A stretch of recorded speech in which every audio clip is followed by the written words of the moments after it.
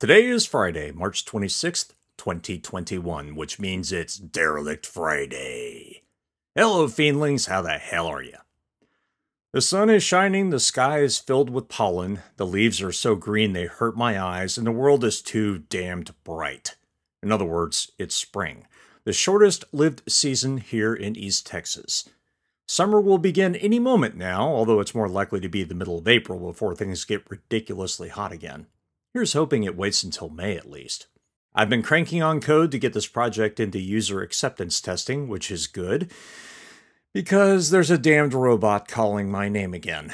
It's like a metallic zombie that invades any and all of my scheduling, and I know once I'm deep in the code again, I'll forget what day of the week it is. Also means another trip to Austin is in my future. Well, at least I'm vaccinated. Enough of my complaints. How about we listen to some more story? Be safe, have a great week, and we'll talk again real soon.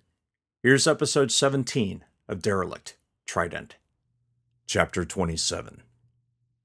Sir? Murdoch said over the comms. Noble didn't turn. He was too damned angry to even look at the Marine. What? I think we have another problem. Noble hissed a sigh between his teeth and fought the urge not to kick the printers. He'd been so confident he had everything sussed. Bring the printers back online, start manufacturing like crazy. But no, that wasn't going to work. He couldn't power them without S&R Black's reactors, and they couldn't waste the last precious drops of fuel left in the tank until they'd gotten her to at least 1/8 capacity. He'd shown Murdoch how to connect the hoses. He'd sent Murdoch the schematics and instructions. He'd thought he could trust any meathead to follow a simple list. The Green Marine had probably skipped step 5. They always skip step 5. Noble glared at the control panel one last time before turning back to face the ship and the combat-suited Murdoch standing beside a tangle of hoses. Noble sighed heavily and walked a few steps toward him. What's the problem? Noble could practically hear Murdoch trying to find his voice to talk to an officer. Sir, the controls aren't responding. I'm not getting pressure. Step 5, Noble muttered. Sir? Nothing. Noble realized he was on the verge of snapping at Murdoch. Would hardly help the situation with a jittery private who already sounded as though he were 2 steps away from cowering in a corner. Noble connected his block to the emergency power array. It reported it had enough energy to drive the pumps, but the pumps weren't responding at all. Okay, Murdoch, stand by. Copy, sir. What the fuck next? He wondered. Noble connected to Black. Suggestions? Kelly Moore's squad is spread across red and blue hangars. Perhaps you could have them check the fuel pump statuses for each. If either is working, we could move the ship if necessary. Noble opened his mouth to ask a question, but the AI continued speaking before he had a chance. Failing that, you could inspect the fuel pumps and determine if they can be repaired, but that will require going below. Noble finished for her. He glanced uneasily at Murdoch, forgetting the Marine could neither see his face nor hear him talking to the AI. However, Black said, if the power station is brought back up, those 2 options will be moot. He rolled his eyes. Hadn't thought of that. Of course you had, Black said. but you haven't asked why it's relevant. For fuck's sake, Black, just spit it out. When the AI spoke, he thought he heard the hint of a smirk in her voice. The reactor for the hangar module is in the spine. Which is 250 meters away from us. Yeah, so? Bringing this module online might allow further access to the station's infrastructure, and when the hangar module is fully powered, you'll be able to refuel the ship. What she said made sense, but he bit his lip in concentration. There had to be a catch here. Just had to be. Still, she was right. They'd have to go there eventually. Wasn't Noble's call to make, but he was pretty sure it was the right one. The only question was what Dunn would think was the right play. Now, for the first time, he was happy he didn't have the captain's job. He connected to the squad channel. Corporal, you there? Copy, sir. We have damage to the fuel pumps here. Before you leave blue, check their fuel pumps. See if they're in better shape. After you fall back, check red as well. Red and blue fuel pumps, aye. He was about to sign off when he remembered the crates. Any luck with the stacks? Almost there, sir. Do you want a cam feed, sir? Noble's mouth dropped open before clicking shut. A sardonic grin lit his face. Had she just told him to stop micromanaging? If so, she'd done it just like Gunny would have. He nearly chuckled. No, Corporal, I have enough to manage here. Good hunting. Copy, sir. Out. Noble heaved a long, theatrical sigh, making sure to pipe it into Murdoch's comms. Well, Private, it's hurry up and wait time. But I think you might want to prepare yourself. Sir? Well, someone may have to go down there, he said and pointed at the floor. Murdoch's helmet lowered, his visor reflecting the emergency overheads and twinkles. Excuse me, sir, but what's down there? Noble was glad the kid couldn't see his face. He hated the hangar module maintenance deck. He didn't know of a single engineer that didn't. Down there is a 3-meter diameter tunnel that connects the hangars for power, air, and fluids. If the power in this hangar is damaged, we might be able to fix it. We don't want to move Black since she's bingo fuel, so we might have to divert power from one of the other hangars. However, he said, doing his best to put a grin in his voice, I'm sure the Corporal will find us an alternative. Aye, sir, Murdoch said, as if he wasn't sure how to respond to the statement. Noble smiled. It was mean, it was cruel, and it was fun to torture the poor private. In a way, though, it wasn't torture at all. It was the void-damned truth. The uglier truth was that if they did need to divert the power, Noble was the only one that could do it. He was preparing himself as much as he was preparing the kid. Chapter 28. Blue was still empty, thankfully, but he and Calimora had still cleared one another through the hatches and past errant crates. It was the only prudent thing to do, especially considering the baddies were around here somewhere. He damned well knew they were. When he and the Corporal reached the middle of the deck, she called a halt. Squad, report in. Wendt, Copenhaver, and Karb all called back.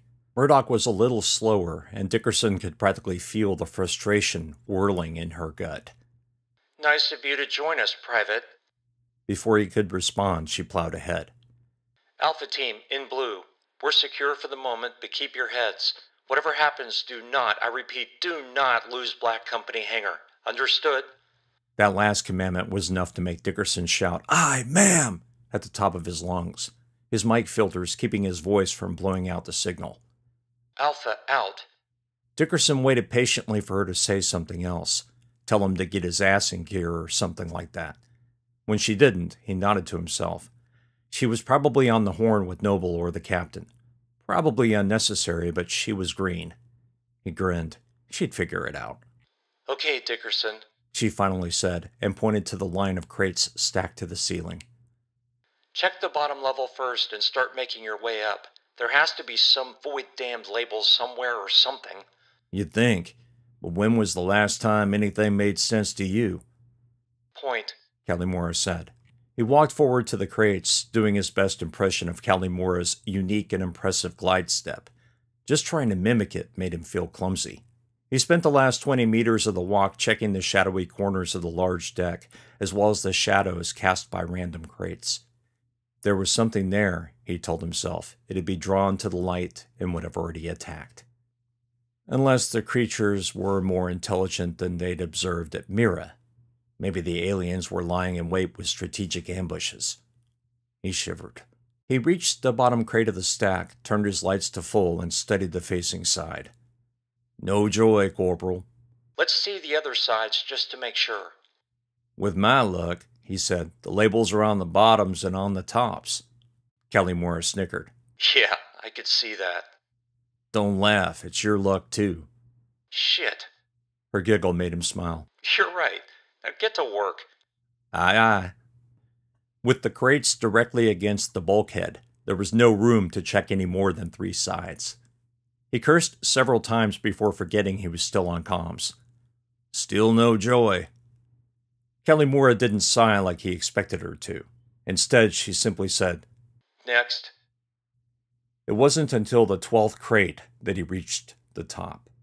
Nothing. No labels, no etchings, no nothing.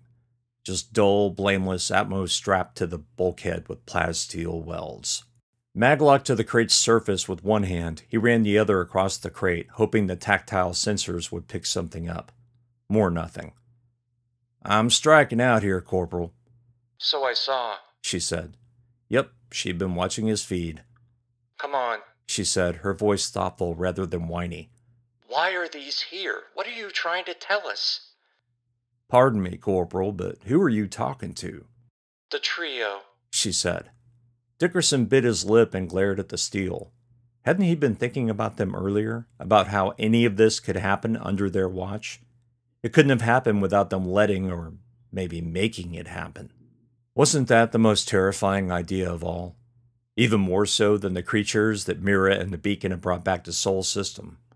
Apart from the legendary ship the trio had helped design, not to mention the shipyards themselves, they were the most expensive and scientific intensive creation of humankind's history. They were to be the guardians of the outer system and the sentient scientists who could analyze endless amounts of astronomical data. What else could they do? Would they do? "I get what you're saying." He paused for a moment, trying to find the words. "Mira, the beacon, us, and now Trident." He tried to keep the stress out of his voice. "Earth next?" A thoughtful pause lingered into an uncomfortable silence. Dickerson glanced at his rear camera feed at the same time he instructed it to follow her signal. The view in the tiny window panned down and to the side. The corporal had her helmet tilted to the deck, her weapon held loosely in her arms. Shit, she hadn't looked that hopeless. Even when they were on Mira and it seemed like they would die there, she'd been driving them forward, although she'd been as terrified as any member of her squad. He knew she had. Who wouldn't? "Try a filter," Kelly Morris said softly. "What?" Her head tilted up to look at him. "Filters. Run through them." He minimized the rear cam feed and his HUD filled with the helmet cam's view. He turned down his suit lights until they no longer caused the occasional glint off steel. This high up, the emergency lighting system was actually below him, leaving his suit lights as the only illumination save for the ambient glow rising from the deck floor. More shadows appeared, and his skin crawled. "Here goes nothing," he said to no one, and started the scans. Infrared, nothing. Infragreen, nothing. He ran through the bands looking for interference, performing an in-depth scan of the container itself. The HUD flashed with the report. Calimora would get it at the same time. "What do you think?" Dickerson asked. "What I think is that I don't like it." "Come on," he drawled. "What's not to like about an ambient radiation signature?" Truth be told, he didn't like it either. The scans had picked up some kind of power source encased in the crate, something mildly radioactive or incredibly shielded. He hoped it was the former. He finished another sensor sweep and quickly ran through the combat suit's limited capabilities. One filter left, 3 clusters of frequencies, and that was that. He performed the last possible frequency scans and got back nothing. In disgust, he flipped on the blue light filter. His HUD exploded with color. "Holy shit," he said. "Boss, you seeing this?" "What the fuck?" was her only response. Letters and numbers glowed back at him with ethereal light. Serial numbers. Next to them were 2 symbols that practically blazed with light. The clover leaf-like symbol for a biohazard, and the iconic trefoil for radiation. "Well," Dickerson said, "now I'm afraid." "A biohazard? Check the next crate down." He did so. The crate's easy to see beneath the infrablue filter. The next one down had different serial numbers, but the same symbols. "How much you want to bet they're all like this?" Dickerson asked. "Damn it," she said. "They are. Image recognition says they're all the same." He'd feared that, and he'd damn well take her word for it since she could see the entire stack at once. "So now what?" "Get back down here." "Down, up," he muttered. "All a matter of perspective." Dickerson flipped himself so he faced the deck and pushed off from the stack. He glided through the shadows until he emerged beneath the emergency light arrays. Part of him relaxed, just knowing he was no longer in a place where the creatures could camouflage themselves. At the last moment before hitting the deck, he half somersaulted and planted himself gently, feet first. He'd only had to tap his jets once to slow down. She turned her helmet to him. You want applause? No, he said, grinning beneath his visor. Just thought I'd do something fun while I wasn't being chased. Besides, I'm not sure I'm ready to talk about... His words dried up and he pointed at the stack in frustration. Whatever that void those are. I'm with you there, Mira said. Carb? The corporal said over the squad channel. Switch your filters to infra blue and see if you see anything on those crates. There was a long pause. Nothing, boss. You're... Mira broke off for a moment. Copy. Went, do the same and let me know about those crates in Black Hangar. Another moment passed before Went replied. No joy, boss. Doesn't make any damn sense, Dickerson said. Infra blue? That's low light, but it didn't help us worth a shit on Mira. Why the void would they mark it with infra blue? The moment he asked himself the question, he knew. Carb, switch to infrared, give that a try. What? Mira said. Holy shit! Carb yelled out. Wow, those are painted up real nice. Dickerson switched to her feed and minimized his own. She wasn't kidding. The crates here in Blue Hangar had glowed with ethereal light. The ones in Red Hangar, however, looked as though they were on fire. I don't have enough resolution on the cam to make it out. Let me get closer. Carb? Mira said. Do not, I repeat, do not get too far away from your post. Just a few meters. Might be all we need. Carb said. The cam feed continued to glow, the letters and numbers still far from legibility. What was legible, however, was the symbol blazing forth in red fire. Nukes, Carb said. The kind that go boom. When did you see the cam feed? Aye, boss. Take a look around Black Hangar. Mira said. And see if you can find any crates like that. I didn't see any, but take a look anyway. Copy, boss. She was silent for a moment. Dickerson turned his suit lights to full and walked a few meters from Mira. A few of the emergency lights seemed to have gone out at the far end of the hangar. Were they out when they walked in here? He didn't think so. Dickerson quickly replayed his cam feed recordings at fast forward from the moment he and Mira had headed inside Blue. He found the 10-second span and played it at 5 frames per second speed, his eyes desperate to find an incongruity. He found it.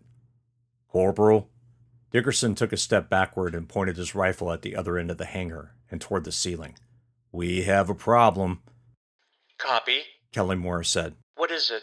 They're in here, Dickerson said, his voice low and even. He sent her 12 frames. He and the corporal must have been talking about the crates when the emergency lights at the end of the hangar went out. But out was the wrong word. Their light had at first fragmented, casting brief shadows. Those shadows had long arms. Fuck, Mira said. Squad, we have hostiles in Blue Hangar. I repeat, hostiles in Blue Hangar. Dickerson and I are heading back and we may be in a hurry. Carb, get ready to slam the door. Went, protect the LT and the ship at all costs. You too, Copenhagen. A litany of eyes filled the comms. Dickerson barely noticed. He'd zoomed his suit cameras in on the dim spots in the midst of other lights. Unfocus your eyes, he told himself, and let it all become smears. Look at nothing and everything. Nothing and everything. Something they hammered into you over and over again. If you didn't learn it, you failed your mission when you shouldn't, and you might die when you shouldn't. More lessons learned the hard way. Fall back, Dickerson, Mira said. Push and pull. Copy. He moved until he stood 2 meters behind her and on her right. As soon as he stopped and shouldered his rifle to cover, she mag-walked past him until she was 2 meters behind him. They moved that way as quickly as they could. When Dickerson saw the hangar hatch behind him, he felt a jitter in his adrenal glands. This was the moment, the one where as soon as they reached the hatch, the creatures attacked from nowhere from the shadows and they were through the hatch. Carb quickly closed it shut and locked it down. She paused for a moment before jerking a thumb at the hatch. Any company? No, Mira said. They didn't want to join us. For now, Dickerson muttered. He turned and looked down Red's hangar. He blinked twice before he realized what he was seeing. Corporal, we need to leave now. What? She turned to follow his gaze. He heard her catch her breath, hardly surprised. He was amazed he could still think. The end of Red Hangar had begun to darken, the light seemingly swallowed into shimmering shadows. Move! Mira yelled. Dickerson did. He demagged and jetted in the direction of the hatch connecting black and red hangars. Carb was already in the air next to him, her rifle pointed down the hangar, just as his own was. Kelly Mora paused for a moment before her own jets fired and she rushed away from one side of the hangar to the other. The lights were going out faster, the shadows devouring the illumination. The shimmer grew even as the light died. Dickerson slowed himself before reaching the hatch and maglocked himself to the bulkhead. "Go, go, go!" he yelled. Carb flew past him through the hatchway, Kelly Mora just a heartbeat behind her. He pushed off from the wall and turned, his eyes widening. It was as though a flock of giant black birds were swooping in, their wings so wide and feathered that they moved like a single organism. Then his lights glinted off one of their talons, and he found himself pulling the trigger as he flew backward through the hatchway. 2 tritium flechettes flew into the oncoming swarm. Carb slammed the hatch shut just as the munitions detonated. Dickerson tapped his jets hard, doing his best to slow down before he smashed into the opposite bulkhead. It took more than 2 meters before he could find the floor. Wint and Copenhagen had taken up position near the hatch, their rifles pointed down and to the side as if waiting for something to come through the thick, massive metal door. "Dickerson?" Kelly Morris said. "You alive?" "Yes, boss," he said, panting. "They're big, fucking huge." The comms went silent. Dickerson realized no one was talking and felt a flush of embarrassment. He hated being embarrassed, humiliated, but he had to admit it was better than the terror that had threatened to swallow him whole. "Sorry, boss," he said. "Carb?" "Clear, boss. If they're trying to get through the hatch, they're doing it quietly. No vibrations, but my claymore went off." Dickerson smiled. He'd seen the alert, but he hadn't exactly been paying attention. Kelly Mora was quiet for a moment, probably talking to Noble. Dickerson opened a private channel to Carb. "Hey, you got a look?" "Yeah, dummy, your feed," she said, exasperation in her voice. "Why?" "You see the shadows?" he asked hesitantly. A beat passed. "No, I saw a void damn shroud," she whispered. "Creeps the shit out of me." "Good. Wanted to make sure I wasn't losing my mind." "Jury's still out on that," Carb said. Her teasing tone sounded more obligatory than heartfelt. Kelly Moore's voice broke over the comms. "Dickerson, Carb, sentry duty. Stay on that hatch. Wint, you and Copenhagen take up position at the hatch leading to the interior. I want scans and I want you focused. Anything strange, you call out. Move." "Aye, boss," the squad yelled. Dickerson walked until he was 2 meters away from the hatch. Carb took up position close by. "What the hell is going on?" Carb asked over the private comms. "I don't know," Dickerson said, "but I think all the captain's plans just went up in smoke."